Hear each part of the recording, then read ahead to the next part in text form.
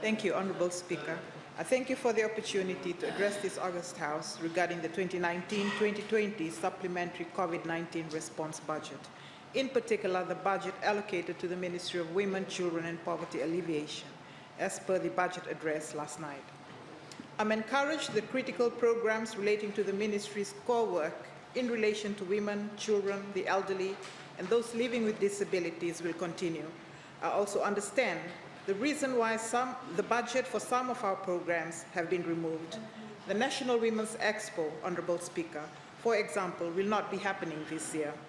Now is normally the period when we hold divisional craft shows around the country to select expo participants. We obviously can't hold that now for the COVID scare. We do not know how long the COVID crisis will go on for. It is for this reason that the National Women's Expo will not be held in this year. I'm glad to say that the Fijian government will never forego the interests and welfare of its people by playing petty politics, and the budget announcement is proof of that. While today more Fijians than usual are in need of financial support, the government has not forgotten that the most vulnerable will be the worst affected. The total allocation to the Ministry of Women, Children and Poverty Alleviation for this fiscal year is now 144 million. This allocation is an increase of about 16 million from the initial 2019-2020 budget. The Ministry is satisfied with this allocation, and we will ensure that our clientele's needs continue to be met. This is in spite of the fact that last year, in the last budget, the Ministry received its highest budget allocation ever. The very fact that the budget for the Ministry of Women, Children and Poverty Alleviation has been increased in these trying times speaks volumes of where the heart of this government is. The increase in the budget is targeted specifically at our social protection programs. Having said that, I wish to inform that this was a result of government's commitment towards new programs and projects aimed to better the services provided to our people. Some examples of these new initiatives are the economic empowerment of people living with disabilities, the Domestic Violence Support Fund, and the establishment of the Barefoot College. The largest portion of the Ministry's total budget allocation in the new fiscal year is for the administration of the nation's core social protection programs, just like in previous years. The clientele benefiting from these programs include children, the disadvantaged, persons with disability, the elderly. It cuts across life spectrum from the cradle to the grave. It is therefore important that government continues to ensure that never at any stage in life will an individual be ostracized because of their situation or background, but everyone is given the opportunity where their well-being and welfare is considered important. The Ministry is happy that the new budget will help to maintain the current social protection programs, which include the Social Pension Scheme, the Poverty Benefit Scheme, the Care and Protection Allowance, the Rural Pregnant Mothers Program, the Disability Allowance.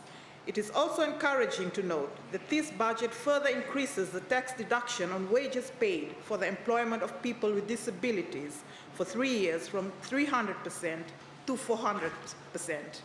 The Ministry is happy to have received an allocation of 25,000 for the review of the social protection program systems and processes.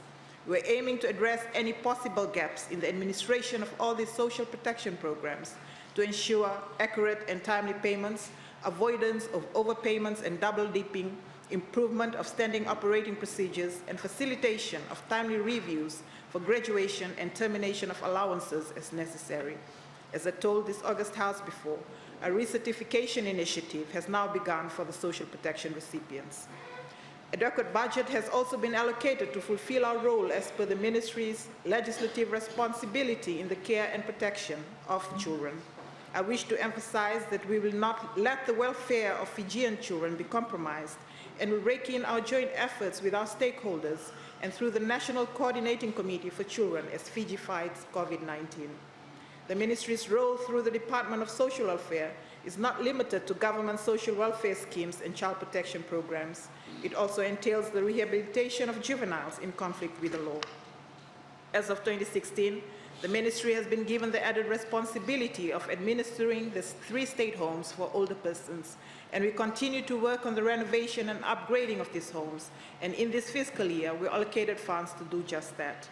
The safety of the residents of all residential institutions under the Ministry has been a major priority for us in response to COVID-19, and we will continue to ensure that our children, juveniles, and older persons have adequate hygiene supplies, awareness packages, best practices, and caregiving at all times.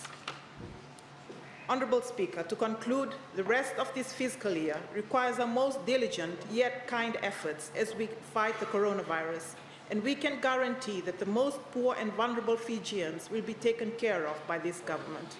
The regulated access to the Fiji National Provident Fund, reduced taxes, utility subsidies, and ease in mortgage loan high purchase repayments are some key elements of the supplementary budget, which will cushion the effects of the coronavirus on ordinary Fijians. Assistance that is also as unprecedented in nature as COVID-19 is and its ripple effects. I fully support the budget and the bills that have been tabled in support of the budget. I thank you, Honourable Speaker.